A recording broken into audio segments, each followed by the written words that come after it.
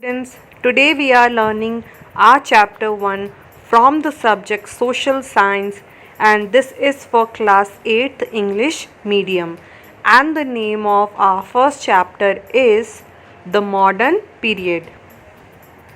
Let's start with the exercises. MCQs. First, history has been divided into blank parts. हमारी जो history है हमने उसे कितने भागों में विभाजित किया है? Answer is 3. Second question, this century is generally taken as the beginning of the modern period. कौन सी इसमें से एक ऐसी सेंचुरी है जिसे हम शुरुआत मानते हैं आधुनिक ज़माने की? सो the answer is 18th. Which of the following is not a main source for the modern period of Indian history? इसमें से कौन सा मेन सोर्स नहीं है modern period of Indian history का? So the answer is emails. Fourth, when Mughal rulers like Babur, Humayun and Akbar ruled over India, the period was called. जब Mughal rulers India पे शासन कर रहे थे तो उस पीरियड को क्या कहते हैं? उस पीरियड को कहते हैं medieval. Fifth, the British began to colonize India around the mid 18th century. Britishers ने इंडिया को कॉलोनाइज करना कब शुरू किया? तो 18वीं सेंचुरी की मिडिल में. Fill in the blanks. The first history of India covering all period was written by James Mill. एक हिस्ट्री के ऊपर एक बुक है जिसका नाम था the first history of India covering all periods. ये किसने लिखी है? जेम्स मिल ने लिखी है. Second, the Mughal empire declined rapidly after Aurangzeb death in 1707. Aurangzeb के मरने के बाद मुगल एम्पायर गिरने लगा. Third, the total period of history was divided into 3 periods. In India, the modern period began around the mid-18th century. The great Mughals ruled from the year 1526 to the year 1707. Now, answer the following questions. In how many periods have the historians divided history? Write about them briefly. History को कितने भागों में विभाजित किया गया है उनके बारे में बताइए. So the answer is we divide history into periods on the basis of something which has had a profound impact on the way we live. हमने किस हिसाब से भागों को विभाजित किया कि हमारी जीवन शैली का जो तरीका था हमने उसको आधार बना करके हिस्ट्री को 3 भागों में विभाजित किया है. To make the differences between the society, economy, culture and politics of one period and the preceding period, history may be divided into 3 periods. क्या क्या हमारे आधार रहे हैं? सोसाइटी हमने देखी, इकोनॉमी देखी, कल्चर देखे कि वे कैसे रहते थे, उसके आधार पे 3 भाग में बांट दिया. The ancient period is generally considered to be the period before the 8th century. सबसे पहला पीरियड कौन सा है? Ancient period. और वो कब का माना गया? 8वीं शताब्दी के पहले का माना गया. It is believed that the change from this period to the medieval period occurred with the arrival of the Turks in India. Ancient पहला पीरियड है, सेकेंड पीरियड है medieval. ये माना गया कि जब प्राचीन से medieval पे शिफ्ट कर रहा था पीरियड, ये किसके साथ चेंज हुआ था? जब तुर्की इंडिया में आ गए थे. The medieval period is from the 8th century to the 18th century. अब मिडिएवल पीरियड का टाइम हो गया 8वीं सेंचुरी से 18th सेंचुरी तक. The process of setting up an empire by the Turks brought about profound changes in the way of life of the people. जब तुर्की India में आ गए तो लोगों का रहन सहन का अंदाज भी बदल गया. The change from the medieval period to modern period occurred with the arrival of the British to shores of India. और मॉडर्न पीरियड किसे माना जाता है? जब कौन आ गया हमारे देश में? ब्रिटिशर्स हमारे देश में आ गए. सो बेसिकली 3 पार्ट हुए. एक हुआ एंशियंट पीरियड, उसके बाद आया मिडिएवल पीरियड और उसके बाद आया मॉडर्न पीरियड. एंशियंट पीरियड कब हुआ? 8th सेंचुरी से पहले का. मिडिएवल 8 से 18th सेंचुरी पीरियड और ब्रिटिशर्स 18th सेंचुरी के बाद के. The modern period is generally said to have started in the 18th century.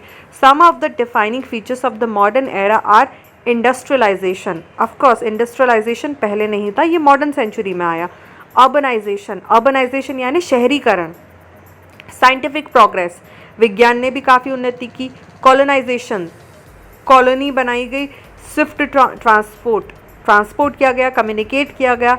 Democratic political system आया. वाइड स्प्रेड लिटरेसी, शिक्षा का ज्ञान हुआ and large scale migration of people in search of new occupations, और लोगों ने अपने काम की तलाश में एक जगह से दूसरी जगह पे जाना भी शुरू किया. Now second question is why were the British interested in preserving official documents. जो भी ऑफिशियल डॉक्यूमेंट्स थे उन्हें ब्रिटिशर्स क्यों संभाल के रखते थे. So the answer is during the time of British there was a system of recording everything. Britishers के टाइम पे एक ऐसा सिस्टम था कि हर चीज़ का रिकॉर्ड बना के रखना है. एवरी डिसीजन प्रोसीडिंग और each meeting were recorded and preserve carefully. हर एक मीटिंग, हर एक डिसीजन, हर एक डॉक्यूमेंट को बहुत संभाल के रखा जाता था. There were record rooms for every executive, legislative and judicial body. हर एक डिपार्टमेंट के लिए एक रिकॉर्ड रूम होता था. Each and every record was well kept in proper catalogs. सबको एक प्रॉपर कैटलॉग में रखा जाता था. This led to availability of each government document help the historian immensely in their study of the period. जब ये सब कुछ चला गया, लोगों ने जब हिस्ट्री की खोज की, तो ये सारे ही डॉक्यूमेंट्स बहुत फ़ायदेमंद साबित हुए क्योंकि एक प्रॉपर ऑर्डर में सही सही जगह पे रखे हुए थे. Most of the official records of this period are now preserved in the national archives of India. और अभी ये कहाँ पे रखे हुए हैं? म्यूजियम में रखे हुए हैं जिसका नाम है national archives of India. Now the third question is what are the literary sources for the modern period? Write a note on time in history. Modern period में पढ़ाई के क्या क्या सोर्स थे और वक्त टाइम के ऊपर एक नोट लिखिए. So the answer for it is these sources for this period are varied and एप्लेंटी.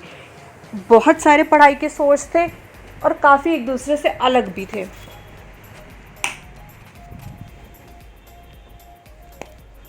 There are original documents like government reports of the British service and so on are carefully preserved in archives and museums. जितने भी important documents थे सबको ही कहाँ रखा जाता था?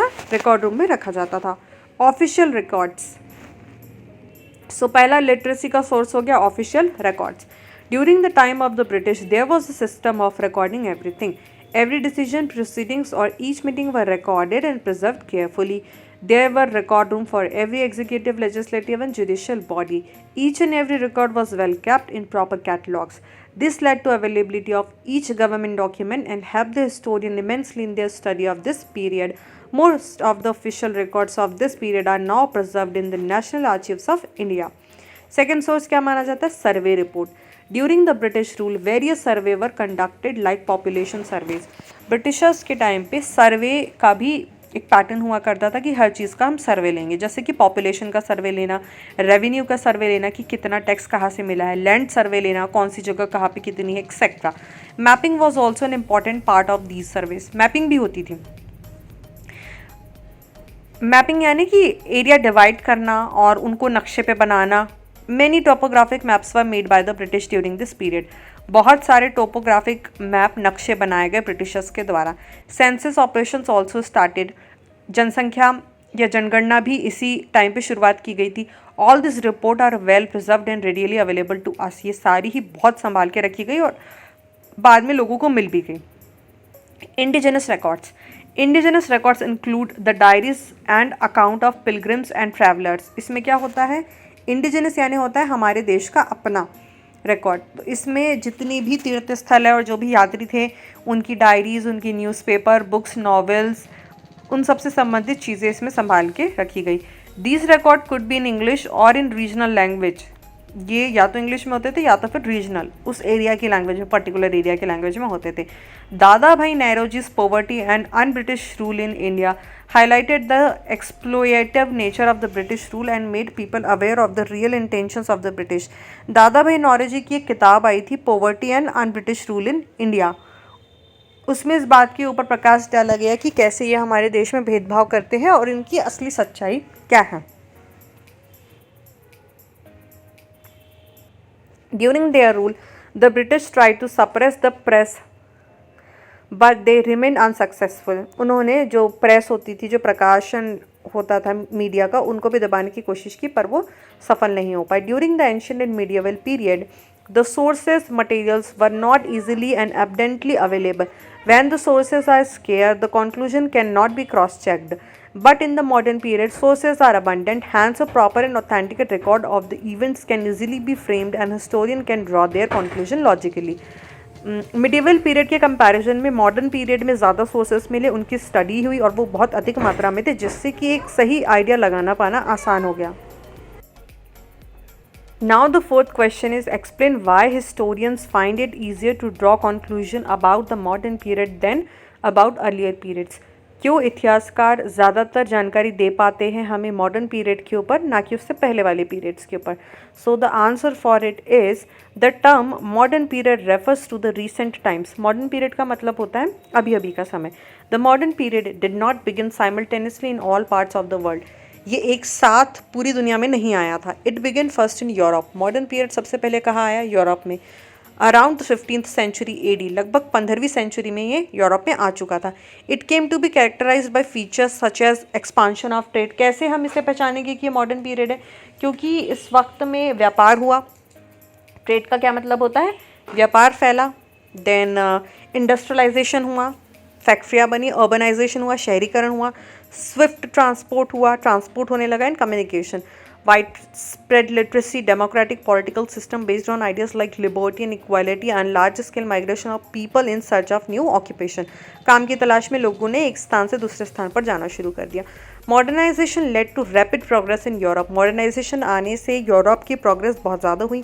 In India, the modern period began much later, around the mid-18th century.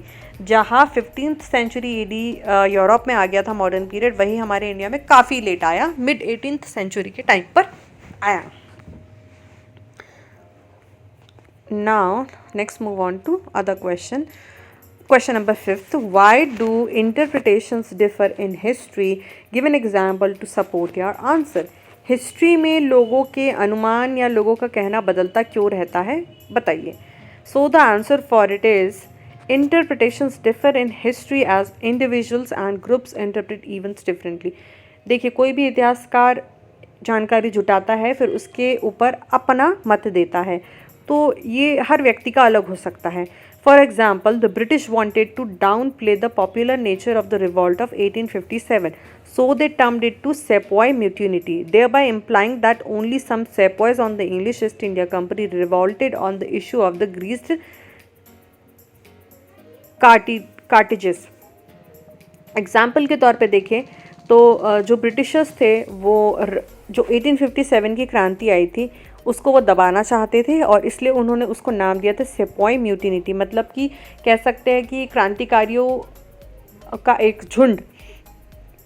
thereby implying that only some sepoy on the English East India Company revolted on the issue of the greased cartridges. The masses then say were left untouched by this sequence of events. Indian historian, however, treated differently. ये था Britishers historian का कहना. Indian historians की कहानी इस revolt को अलग तौर से देखती है, जैसे कि contemporary records also support them. और जो रिकॉर्ड्स मिले वो भी इंडियन हिस्टोरियंस को सपोर्ट करते हैं. They tell us that the common people played a vital part in the events and the real reason for this uprising was the exploitative nature of the British. उन्होंने कहा कि जो 1857 की क्रांति आई थी उसकी वजह ही ब्रिटिश रूल था, क्योंकि वो एक्सप्लॉइट करते थे लोगों को. The revolt would have happened in any case. वैसे ऐसे नहीं तो वैसे रिवॉल्ट तो होना ही था. The fact that the sepoys and the common people were ready to use the same cartridges to expel the British proves this. उन्होंने कहा कि इसमें सेपॉय और आम जनता ने भी बराबर का भाग लिया था. वहीं पे जो अमेरिकन हिस्टोरियंस है उनका कहना है कि 1857 की जो क्रांति थी उसमें सिर्फ सेपॉय ने ही भाग लिया था, मतलब कि जो सेना के लोग थे. जैसे कि हमको पता है कि कहाँ से 1857 की क्रांति शुरू हुई थी, मंगल पांडे ने शुरू की थी, right. But the truth is कि इस क्रांति में सेना के साथ साथ आम जनता भी शामिल हुई थी. So there are generally differing opinions and interpretation history. इसलिए लोगों के मत अलग अलग हो जाते हैं हिस्ट्री से related. It is for us to get the bottom and dig out the truth. ये अब हमारे ऊपर डिपेंड करता है कि हम इसे और कितनी गहराई में जाकर के पढ़े और सच को देखें.